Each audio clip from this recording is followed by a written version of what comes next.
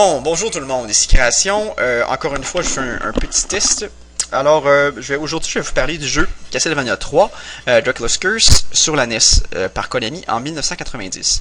Bon, évidemment, il faudrait être sourd et aveugle et vivre au fond d'une caverne pour ne pas connaître la série Castlevania, pour la simple et bonne raison que c'est devenu une série culte sur pratiquement toutes les plateformes. Comme plusieurs séries qui sont devenues très populaires, Castlevania remonte, les origines de Castlevania remontent à la NES.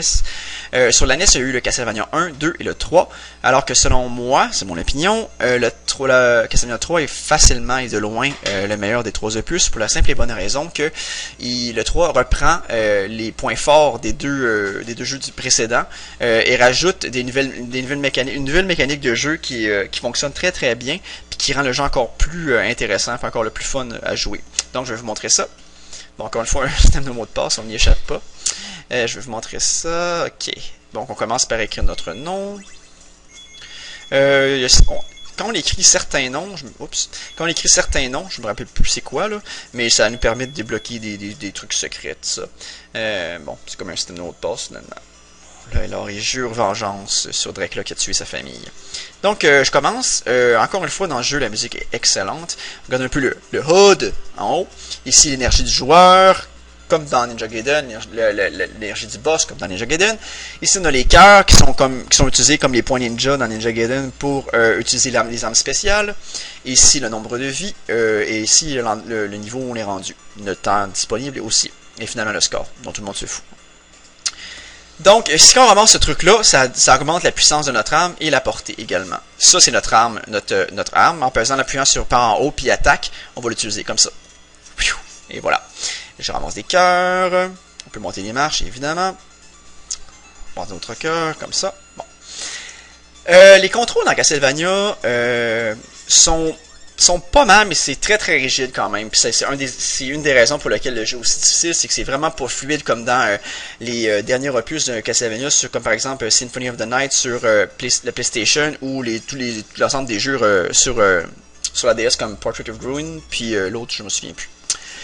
Donc c'est très très très rigide, faut faire attention, faut bien souvent que les erreurs pardonnent pas. Comme par exemple, dans les Castlevania, un aspect culte du jeu, c'est que quand on est touché, on vole vers l'arrière, comme ça. Touc! Bon, présentement, c'est pas vraiment un problème parce que les plateformes sont assez larges, mais plus tard dans le jeu, quand c'est les parois très étroites, ça va souvent nous envoyer dans le trou, puis ça va nous tuer, puis ça c'est très très très crissement chiant. Donc, un autre problème aussi, c'est quand on veut se pencher, des fois on va descendre des marches au lieu de se pencher, fait que ça va faire qu'on va faire des erreurs qu'on n'aurait pas dû faire. Donc, voilà. Qu'est-ce que j'avais à dire aussi? Oups.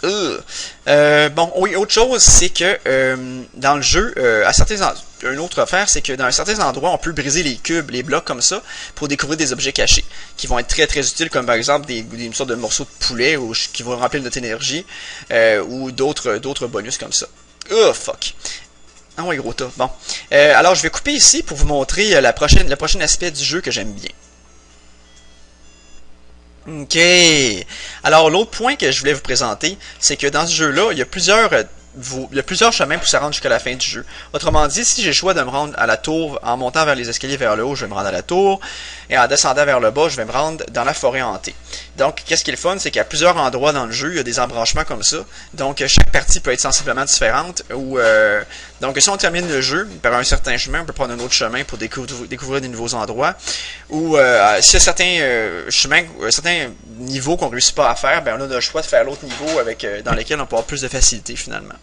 Dans mon cas, je vais descendre à la forêt hantée. Donc, c'est ça que je voulais vous montrer. Donc, comme dernière partie de la vidéo, je vais vous présenter le dernier aspect du jeu que je trouve très intéressant. En haut à droite, ici, on a un personnage. Dans le jeu Castlevania 3, on peut trouver 3 différents personnages qui peuvent se joindre à notre équipe, mais pas en même temps. On peut seulement avoir un personnage secondaire à la fois. En passant sur Select, j'accède au personnage secondaire. On garde la même énergie, sauf que chaque personnage a des forces et des faiblesses. Le premier personnage, Grant, peut diriger son mouvement lorsqu'il saute, ce que les autres personnages ne peuvent pas faire. Ensuite, il frappe très rapidement. Ok, sauf que son arme est la plus faible de tous les personnages, puis et la portée est plus courte également. Son dernier avantage, c'est qu'il peut grimper sur les murs, ce qui permet dans certaines situations d'éviter bien des ennuis, comme là. voyez, là, en grimpant contre le mur, ben, j'évite tous les ennemis du haut, donc ça me rend la vie beaucoup plus facile. Donc, c'est vraiment un personnage utile dans certaines situations. Je vais changer de personnage. Ok, l'autre personnage que je vais vous montrer, qui s'appelle Sylva ou Sylpha, je m'en souviens plus trop. C'est une sorte de sorcière, finalement. Elle utilise un bâton pour se défendre, qui est un peu plus long que l'arme de Grant, mais qui, bon, qui est pas aussi très efficace non plus, c'est pas très puissant. Je pense que c'est aussi puissant que son couteau. La différence, l'avantage, c'est qu'elle a beaucoup de sorts. En fait, elle a 3 sorts, le feu, l'éclair et la glace, qui ont chacun une utilité bien différente. Puis en général, assez puissant. Je vais vous montrer ça.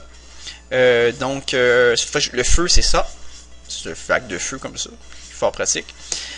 Ensuite, bon, bref, je vais pas prendre trop de temps pour monter les autres sorts. Vous pourriez tester par vous-même, mais en tout cas, elle a plusieurs sorts dans son inventaire. Donc, j'en suis finalement au dernier personnage, celui-ci, qui est finalement Alucard, le fils de Dracula. Alucard qui fait évidemment le mot Dracula à l'envers. Alors, ce personnage-là peut sauter comme les autres. Il est pareil comme les autres en fait, sauf qu'il peut lancer des boules de feu à distance, ce qui est fort pratique. Également, il peut se transformer en chauve-souris, comme ça. Ce qui peut être vraiment pratique des fois si on cherche à éviter des ennemis, comme dans le cas en bas. Là. Sauf que ça consomme des cœurs, donc attention à pas trop en consommer. Voilà, alors c'est ça, c'était les 3 personnages. C'était probablement en fait mon dernier vidéo sur le old school, pour la simple et bonne raison que je suis écœuré, et que bon, de toute manière, j'ai pas mal couvert les meilleurs jeux qu'il y avait sur la NES selon mes critères à moi, à part les autres classiques que tout le monde connaît. Donc c'est pas mal ça, donc à la prochaine, au revoir.